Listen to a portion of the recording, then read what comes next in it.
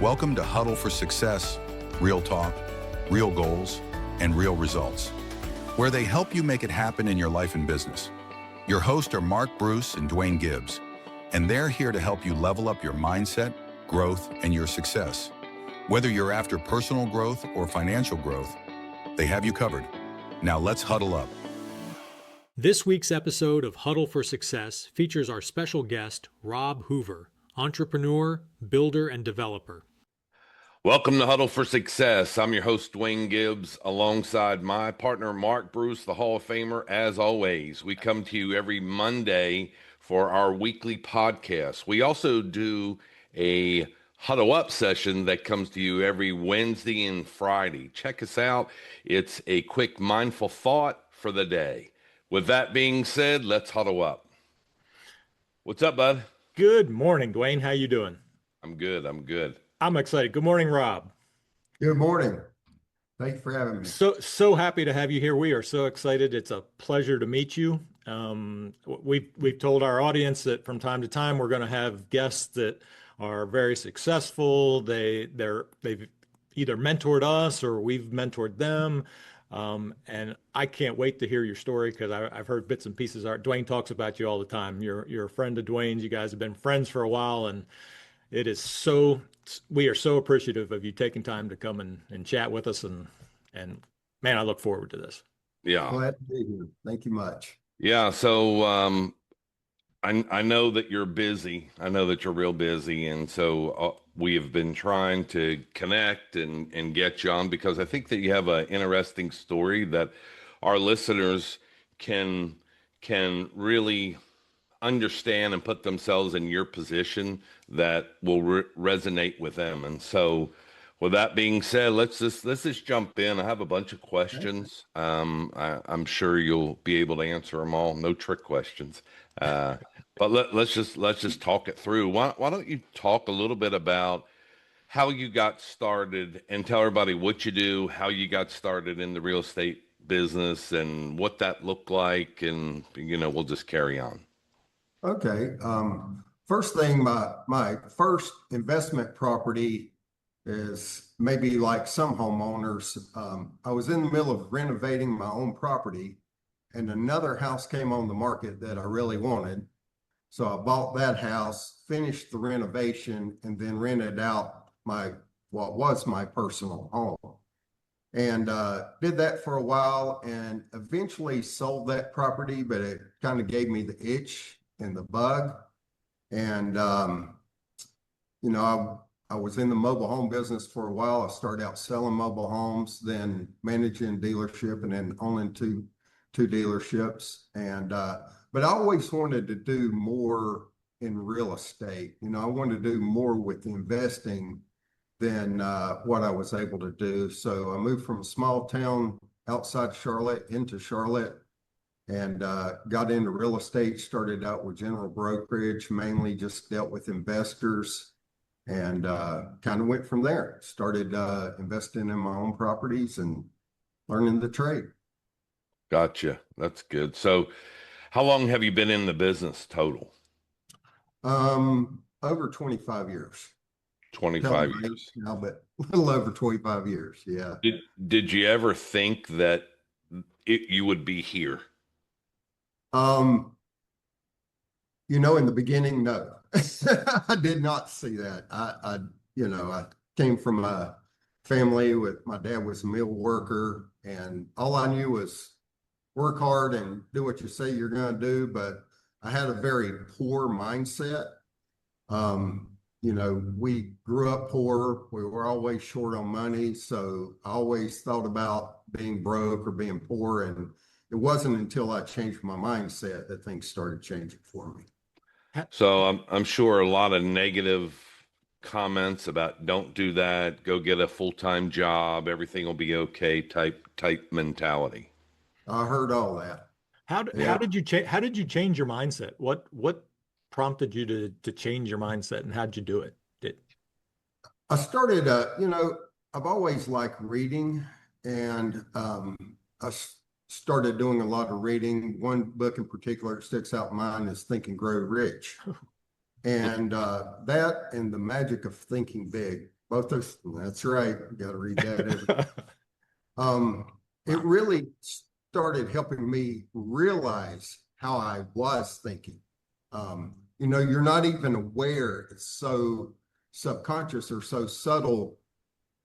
You don't realize that you're thinking negatively or you're thinking about bringing bad things into your life. So I changed my mindset, things changed for me. Wow, that's impressive because my dad gave me those two. My dad was an Amway distributor, and somebody gave him those two books, and he gave them to me when I was in college. So I can relate to that.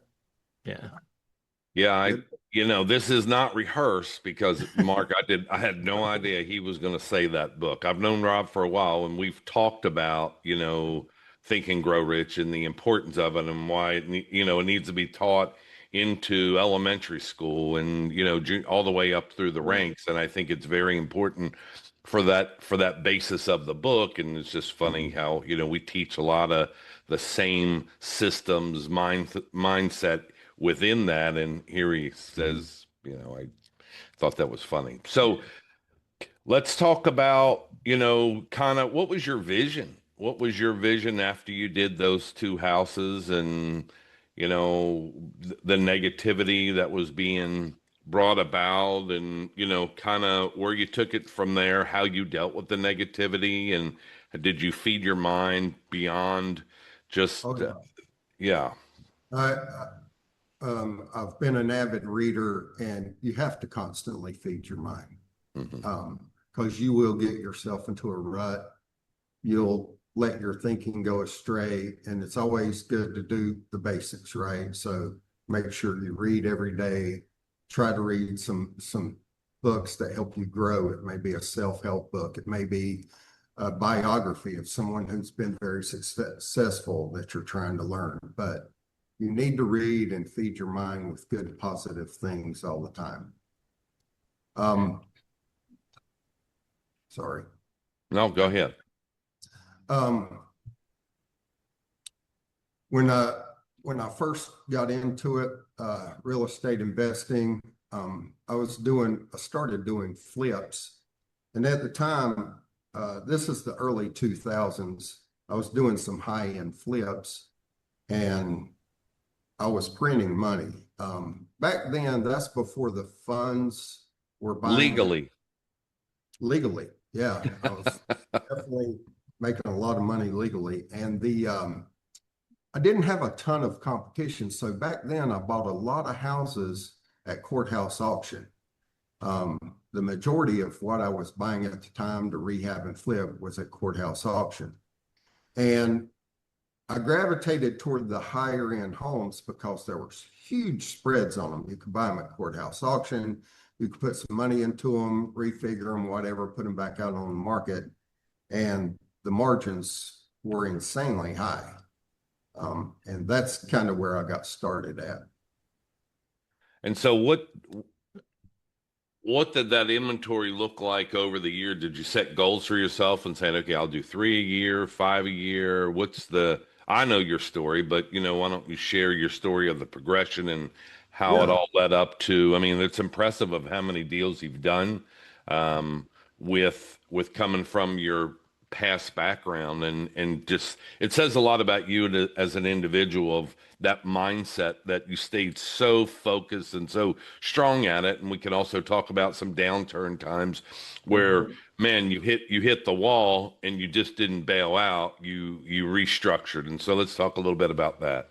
Okay, absolutely. So back when I was doing the high-end flips in the early 2000s, I was averaging 5 houses a month because, again, wasn't a lot of competition and I had good crews. I subbed everything out, but I had good subcontractors and we were turning and going, and things started slowing down actually in 2007. Everybody talks about 2008 and all that, but the market actually started slowing in 2007. So I'd buy a bunch of houses and I'd have one that was lingering, right? But I'd keep buying more. Then all of a sudden I had 2 lingering and it kept going and it kind of built up until the crash hit. And at the time of the crash, I had 26 high-end houses with mortgages on it.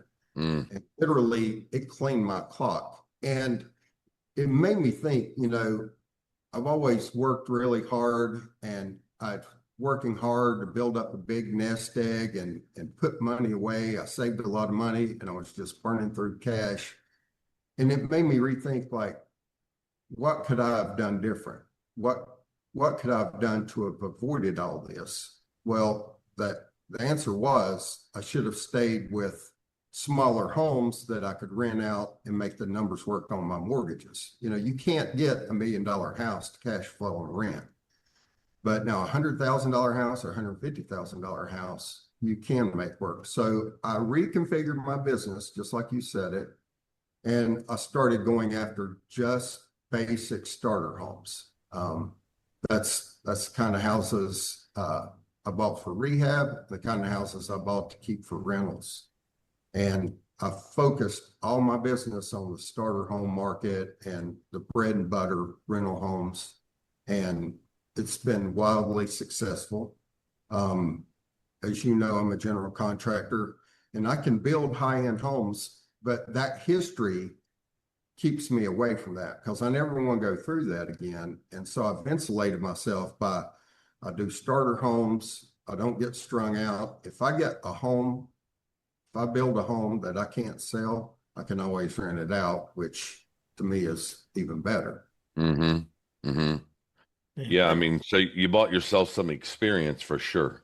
Yeah, I paid a lot of money for it, but I definitely got Yeah. It's funny because Duane kind of taught me the same thing in the note business. It's like the more options you have with your investments, the safer the investment is. If you can rent the house, if you plan to sell the house, you can sell it. If you can't sell it, then you can rent it. And just the more options you have, that's it. that's a really good lesson for people to learn. When we were neighbors up in the mountains at our retreat weekend getaway place, it was always interesting to hear your background and try to talk to you. Were like, hey, what do you do? And when I was in the educational business about in notes, it seemed like you were very intrigued and wanted to go that route. But I think that I kind of felt like he's got an oiled machine right now and really doesn't want to go down that suffering path of, man, if I let this go, this really needs, I need to oversee all of this. And anybody that's, contracted work out, your subs that's a job. Yeah. Oh, it's a job. Yeah. So, everybody says, I want to do what you want to do. But the thing is, I mean, it's work. There's no fun and play. Now I enjoy it. I like what I do. And, I work a lot, but I really enjoy what I do. And yes, the note business, very intriguing. There's definitely a lot of money to be made there. I just kind of stay focused on my core business, which again is just flipping, the lower end market homes, building the lower end market homes, and renting the lower end market homes. So, we gave you our book, Playbook for Life, and why don't you share, your thoughts about that? I mean, I know what we've talked about, but for people that don't have it, why don't you share a little bit about that? Absolutely. The first thing, and one of the biggest things for me, it addresses in chapter 1, and that's your mindset. We just talked about the mindset I had in the beginning and how I changed that. And really, that's the beginning part of it. So getting your mindset right, setting your goals, setting goals and an action plan that you can follow up, that you can track how you're doing. Having a partner, having a mentor, a coach to walk you through and help you with the steps. It means everything. Did you have that when you through going through your tough times and all? Was there somebody that you leaned on that had more experience than you? When it came to the rental property, there was a guy that had a pretty big property management company in Charlotte. I learned a lot from him and his mentor. The guy's, and his mentor, his name's Don Browder. Don's no longer with us, but he was a great mentor to me, taught me a lot of stuff, just a really smart guy. So I was fortunate enough to be around him. He had over 200 rental properties. He knew how to make money with rental properties. And then, I had a general brokerage real estate business I was growing. I was with Allen Tate Realtors. That's where I started. And fortunately enough, I spent a lot of time with the man, Allen Tate, who, when it comes to real estate, that guy had his finger on the pulse of Charlotte. He knew He's all everywhere. about, yeah, and He's every other taught commercial. me so much. Just being around him and his mindset and the way he thinks and the way he looked at things, it's definitely helped me. I've had some good mentors along the way. That's good. Mark, you have anything? Well, your background. I was looking at your website, and Duane told me you started a new property management company, and you went from like no houses to 500 houses in a year. Yeah. In a year. Yeah. That's an unbelievable amount of growth. Crazy. How did you do that? Okay, so I was with Allen Tate Realtors and left there and started the property management company. And the first property I got was actually a referral from another agent that I worked with. And it was a home at the time. This is in 2010, so the market's still pretty soft. It's not good. And the guy had a pretty high-end home that he could not sell. But it was his personal home. He had paid it down quite a bit, and he was okay with renting it out. And I rented it out, and the guy had a really good experience. And then that owner referred me an owner, and then that owner referred me another owner that had rental property. And it was literally word of mouth. And really, the biggest thing we did different is, I had rental property managed by other property management companies, and I wasn't happy. And that's pretty common. And it's not necessarily something that the management team is doing wrong or bad. It's just you have an owner that has a property with expectations who wants to make a big return. You have a tenant over here who wants every little thing fixed, and you're trying to, be in the middle and keep them both happy. So I focused really my property management company on only representing owners. So in real estate, with agents, you have a buyer's agent, you have a seller's agent.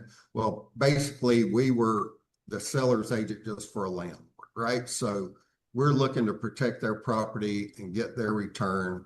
And I just focused that customer service around that owner. They're the ones with the homes, focused on that, and it helped me grow. It's just a word of mouth thing, and it went like wildfire. Yeah, I think one of the things I took from Think and Grow Rich is you don't get wealthy doing certain things. You get wealthy doing things in a certain way. And that's what I just heard you say, because Exactly. my wife and I sold our retail business, and we bought a bunch of rental properties in Baltimore, and we hired 3 property managers. And as an owner, it's hard to find a good property manager. So Right. to build 500 on a referral basis, you are absolutely doing something in a certain way. Crushing it. It's the right way. Crushing it. Yeah. He's crushing it. So if you weren't doing this, Mark and I were on a real estate success summit, and we were asked this question. And so I'd like to ask you this question. We were kind of tongue-tied, didn't really know. If you weren't doing real estate, what would you be doing? That is a really good question. I don't know anything other than real estate. One thing that I really enjoy is teaching people and helping them learn. And Duane, you know this, I'm an open book. I have no secrets. I try to help everybody along, first time investors or whatever, it's really enjoyable. Work, back when I was in general brokerage, working with first time homeowners, it's a blessing to be able to help people and to teach them and guide them and mentor them and see them be successful. I mean, that's awesome. But Yeah. there's not enough of sharing of our knowledge. We need to share knowledge and help each other out. Yeah, you and I were talking on the phone last week, and I think I may have told you that I was getting ready to post an article to kind of shake up the industry a little bit. There are so many people that are on social media now that are yelling and selling, "Hey, I could show you how to make $3,000 to $5,000 in the market," and I call BS on that because it takes money in this market to make money. If you think that you're just going to go out and make a substantial living with no money, and somebody wanting to show you how to make $3,000 to $5,000 a month, that's a lot of money. Right. In today's market, that's a lot of money, especially if you don't have any money.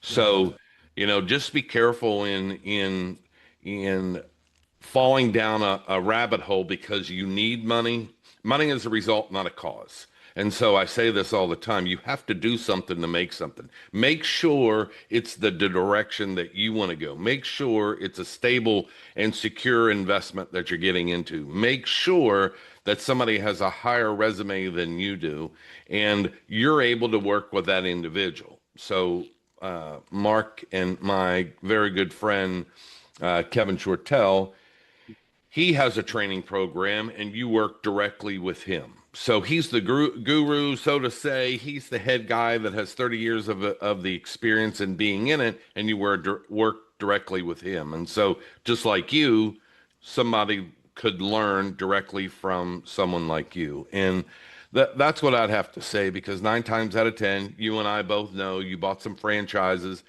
and it all sounded good until you invested $30,000, $40,000, $50,000. Right. And at the end of the day, you didn't work with that guy. You worked with somebody that had zero experience, never been in the trenches, and reading a teleprompter that they're trying to get you through to accomplish your goals. And I would like to know your feeling on that. Yeah, those are good words, and you're exactly right, because there are so many internet gurus out here, telling you what they can do, and a lot of them have never really done anything. It's just an internet face. That's all it is. Yep. It's claiming of doing something. But like you said, Kevin, who's in notes, and I know he's in notes, and I learned a lot from him just talking with him and reading his stuff and following him. Yeah. But you need to be learning from someone who is actually doing what you want to do. And a lot of those guys on the internet, all they're doing is selling packages on the internet. They're not doing real estate. They're not investing in real estate. You want to find somebody that's doing that and have them mentor you in the right way to go. Right. Yep. So I asked, what would you do if you weren't doing the real estate business? What would you say to a younger you? What would that look like? How would that unfold with the direction, what they need, what they don't need, and where should they go in today's market? If I was teaching myself or talking to myself, an 18-year-old. Well, you have new kids. I have young you have boys. brand new This is what I babies. You tell have them all the time. brand new babies. Yeah. Multiple. So we're, I'm building a real estate portfolio that creates generational wealth. I grew up poor without money, didn't inherit anything. I want to change that cycle for my children. And I try to teach them in the business. They go out with me, even the stuff like cleaning out the storage building we bought. They help me in every step, and they're young guys, but I teach them and talk to them about it, and of course read to them, because guys, reading is important. If you're not reading, start reading today and don't stop. Just keep reading. So, yeah. Try to inform your mind, and it's just exactly what I'm doing. Just stick with the basics. I kind of keep my blinders on. and I kind of, that's one thing. I know I missed some opportunities because I am keeping my blinders on. I stay in a pretty narrow path. We've talked about it. Houses I buy, I get pitched 20 houses a day, and some of them over here, over there, this townhome, whatever. And it's not my buying criteria, and I stick with my buying criteria. And I think that's what you got to do is you have to focus on something, and you have to put everything into it. Burn the bridges, throw the oars off the boat, and follow your passion, follow your dream. That's good. That's really good. It's funny. I just came back from a leadership retreat in Canada, and he drove to Canada, so it was good training. Focus was one of the main things I got out of it. And on the way, I listened to Think and Grow Rich I listened to the entire book on the way up. So I put it on like 1.25 speed on Audible, and you can't listen to that good stuff enough. But focus. I've heard you say that a lot, and that's the power of focus. So I know that there is. Let's talk about next step for Robb. So what's that look like for you? What's your next aha moment, your vision for, I know you've gotten into new construction. I know that you work with investors. And so what's that next level look like for you and your plan? Okay. So we've been building basically one-off, single lot, starter homes, rental homes. So the next step, and I have done a small amount of this, is buying pieces of land, develop it out, build those starter homes in there, have some for rentals. A lot of the big funds right now are building complete neighborhoods for rentals. Look at Mooresville. It's crazy. Yeah, there's a lot of that. But what I'm looking to do is more build starter homes and keep a few of them in neighborhoods, and continue to develop with that. And of course, I'll keep buying rehabs, keep buying rentals, and so does that look like tracts of land and then cutting them out and then putting houses on those? That's right. Buy a tract of land, maybe run a street through, cut some lots. As you know, one of our mutual friends just bought a farm, and that's what we're doing there. Yeah. So it's, that's kind of our goal in business. That's our next step, to try to acquire more and build more. Yeah. So you've got a partner in this, so you bring different partners in to do different deals. Right. So I do have partners on certain deals or in certain LLCs, and we'll own a group of homes, and that's worked out phenomenally well. I've been very fortunate as far as that goes, to have really good partners that, have the same vision and want to see things grow. And, I just can't say enough about my partners. I'm very fortunate. I have really good partners in this business. That's awesome. Mark, anything else? Well, from the little bit that I know, from the little bit we've had a discussion, you attract what you are, and you're attracting good partners because you've got a good heart and you're doing the right thing. I appreciate that. Yeah, I definitely wanted to bring him on just because I think that he has a great message that our audience, can gravitate towards, and understand that he didn't build an empire overnight. I mean, it took him 25 years to build this business. And Mark and I talk all the time about having a powerful mindset. And we all have been faced at some point in our life to where someone's told you, hey, you can't do this. And so at Huddle for Success, that's what we do. We help you overcome these challenges and keep you focused on whatever that is, whether you want to be the next Robb Hoover and, operate 550 properties, or you want to go out and create your own coffee shop. You have to have that proper mindset, and being able to create a game plan. And a lot of people suffer with that. They have a huge vision of where they want to get to. They just don't know how to get there. And so I think that's what Mark and I do really well, just because of of our experience of combined of 70 years, for 30 years, I worked with people one-on-one sitting across the table with them and trying to find out what's their why, what's their pain point, and how are they going to get there. And to be honest with you, at the end of the day, they don't know how they're going to get there. And if they feel like, hey, this is the direction I want to go, they they just they always want more time. They want their time back. And hands down, across any industry, you ask anybody what they want, and they tell you they want more time. Especially when you get, in your early 60s and moving up, you want more time, and that's something that you just cannot buy. You can alter a day to create a couple more hours, but you can never buy any more time.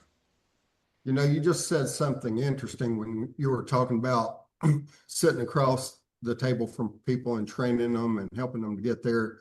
And I remember just even back our early conversations when we first met, what a positive guy you were. And maybe that's what attracted us to each other, right? Because I didn't even know at the time that you were dealing with notes or real estate. We just started talking and became friends pretty quickly.